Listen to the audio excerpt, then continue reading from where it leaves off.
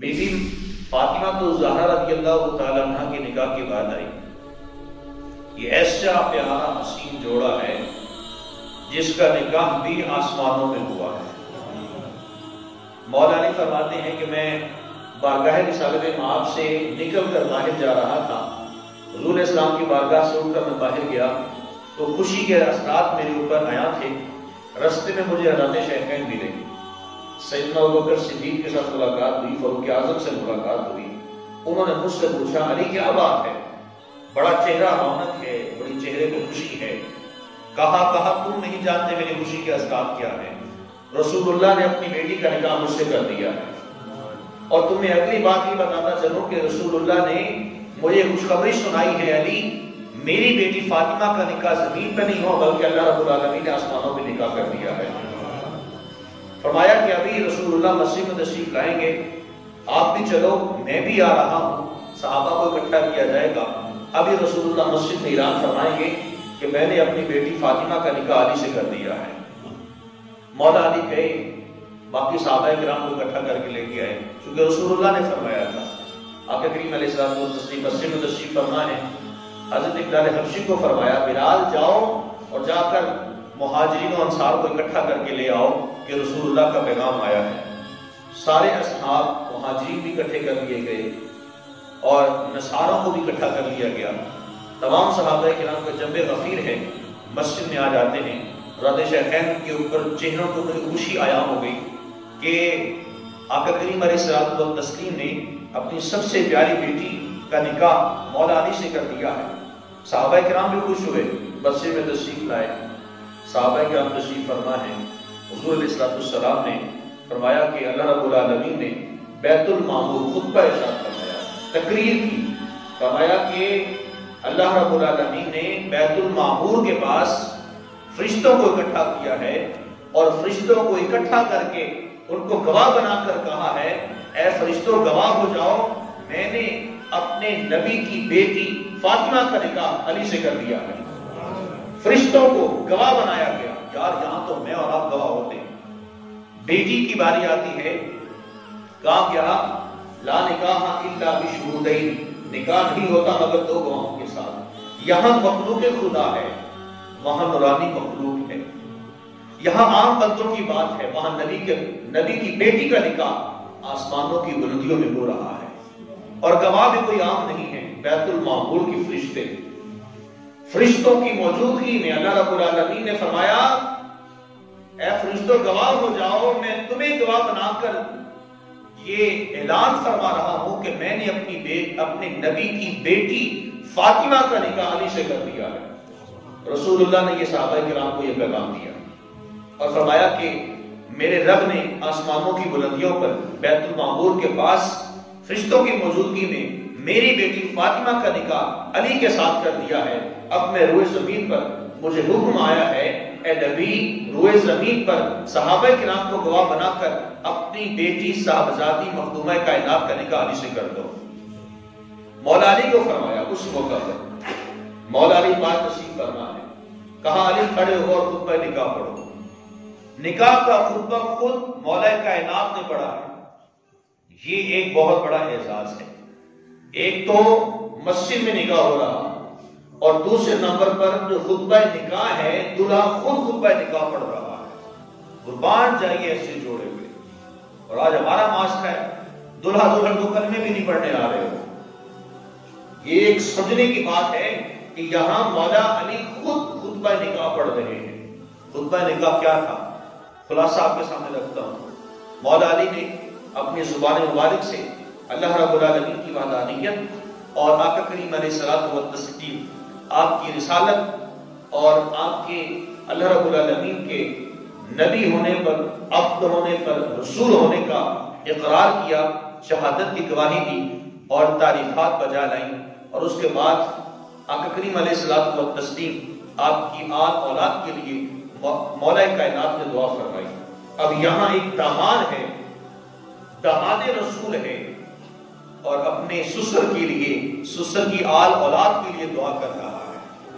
بہت بڑا اعزاز، بہت بڑا اعزاز. پھر آگے دیکھیے رخصتی کے کیا لمحات ہیں. نکاح ہو جاتا ہے، آقا کریم علیہ السلام و تسلیم آپ نے اپنے دائیں جانب مولا علی کو بٹھایا اور بائیں جانب بی بی فاطمہ کو بٹھایا اور دونوں کو اپنے بغلوں میں لے کر اپنے سینے کے ساتھ لگا دیا اور مولا علی کی دونوں آنکھوں کے درمیان میں یہاں بوسہ دیا، پھر اپنی بیٹی کی دونوں آنکھوں کے درمیان پیشانی پر بوسہ دیا اور پھر اللہ رب العالمین کی حضور دعا فرمائی، مالک میرے اس بیٹے کو اور میری بیٹی کو سدا سلامت رکھنا، کبھی بھی دکھ غم تکلیف ان دونوں کے قریب نہ آئے۔ اور پھر مولا علی شیر خدا کرم اللہ تعالی وجہ الکریم جب گھر سے رخصت کیا، رخصت کرنے کا انداز بھی نرالا تھا۔ حضور نبی کریم صلی اللہ علیہ وسلم نے جلوس کی صورت میں، خواتین اپنے ہاتھوں میں تلواریں لیے ہوئے، صحابہ کرام کے ہاتھوں میں بھی تلواریں ہیں، ایک جلوس نما وہ بارات گئی، وہ رخصتی ہوئی کہ ایسے نکل رہے ہیں کہ زبانوں کے اوپر درود و پاک کی جو ہے وہ صدائیں جاری ہیں اور رسول اللہ تشریف فرما ہے اور آپ کے دائیں جانب مولا علی ہیں اور بائیں جانب مخدومہ کائنات ہیں، یہاں تک کہ گھر سے نکلے اور مولا علی کے گھر تک چھوڑ کر واپسی تشریف لا گئے۔ اب واپسی آئے تو پھر ایک بات ذہن میں آئی، حضور اسلام نے ایک قاصد کو بھیجا کہ جاؤ مولا علی کے گھر جاؤ اور جا کر کہہ کے آنا کہ اے علی اس وقت تک اپنی زوجہ کے قریب نہ جانا جب تک میں نہ آ جاؤں۔ حضور علیہ السلام واپسی تشریف لے کے گئے تو ایک پیالہ منگوایا، پیالے کے اوپر حضور علیہ السلام نے کچھ نہ کچھ کلمات پڑھے، کلمات پڑھ کے ان پانی کا چھینٹا مولا علی کے چہرے پہ مارا اور اسی پانی میں سے کچھ چھینٹے بی بی فاطمہ کے چہرے پہ مارے اور اللہ رب العالمین کے حضور دعا کرنے لگے، مالک کائنات میرے اس بیٹی سے اور میرے اس داماد میرے اس بیٹے سے انہیں اولاد نورینہ عطا فرما، انہیں نیک اولاد عطا کرنا، کبھی بھی دکھ غم اور تکلیف اور مصائب و الم ان کی زندگی میں نہ آئے۔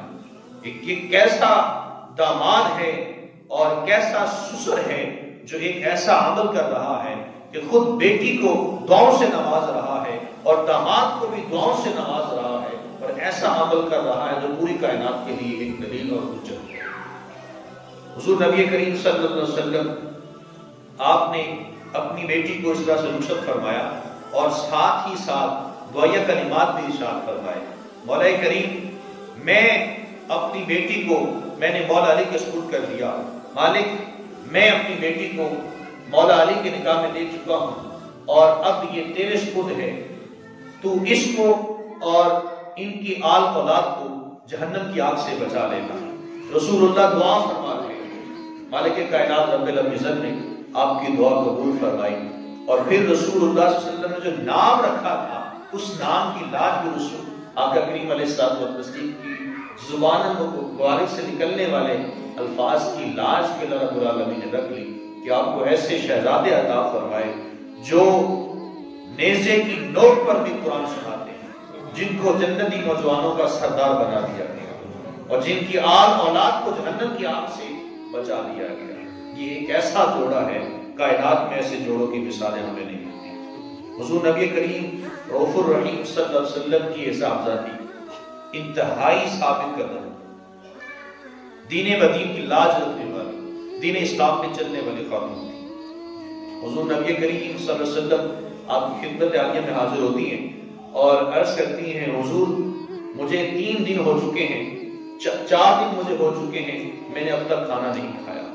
انس بن مالک رضی اللہ تعالیٰ سے جس مبارک کے راوی فرماتے ہیں کہ حضور صلی اللہ علیہ وسلم کی بارگاہ میں مخدومہ کائنات آئی اور آ کر عرض کرتی ہیں، حضور میرے پیٹ کے اوپر 4 پتھر باندھ رکھے ہیں اور ہر ایک دن گزرنے کے ساتھ ساتھ ایک پتھر میں باندھ دیتی تھی کہ اس کی وجہ سے میری بھوک کی شدت ختم ہو جائے۔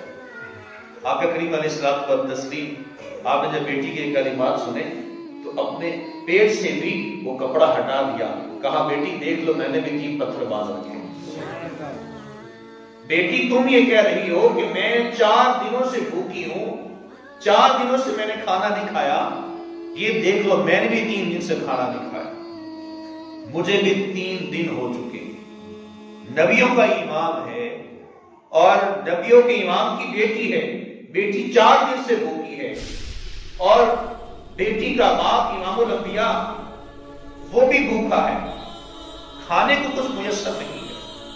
آقا کریم علیہ الصلوۃ والتسلیم نے جب اپنے دامن اپنے بطن اطہر سے اس پردے کو اٹھایا تو نبی فاطمہ دیکھ کر وہ حیران ہوگی، رونا شروع ہو گئی۔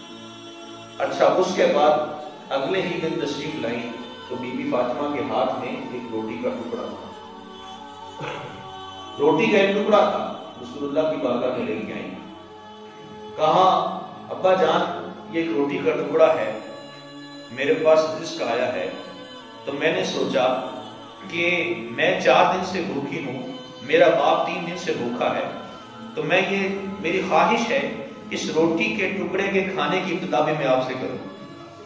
وہ روٹی کا ایک ٹکڑا ہے تو مکمل روٹی بھی نہیں ہے۔ حضور نبی کریم صلی اللہ علیہ وسلم نے اس روٹی کے ٹکڑے کو لیتے ہوئے ارشاد فرمایا کہ تمہارا باپ بھی 3 دن سے بھوکا ہے، آج تک تم نے یہ ایسا عمل جو کر دیا ہے، اس کے بدلے میں اللہ رب العالمین تجھے اور تیری اولاد کو جہنم کی آگ سے آزاد فرما دے گا۔ حضور علیہ السلام نے روٹی کا ایک ٹکڑا وہ آدھا خود لیا اور بقیہ آدھا اپنی بیٹی کو دے دیا۔ ایک نبیوں کا امام ہے اور نبیوں کے امام کی بیٹی ہے، گھر میں 3-3 4-4 دن سے باقی کشی کے لمحات ہیں، لیکن زبان پر ناشکری کے الفاظ کا دن ہو جائے، صبر و استقامت کے ساتھ زندگی کو بسر کی اور امت کو پیغام دیا کہ اگر یہ لمحات زندگی میں آ جائیں صبر کرنا ہے، صبر کا دامن ہاتھ سے نہیں چھوڑنا۔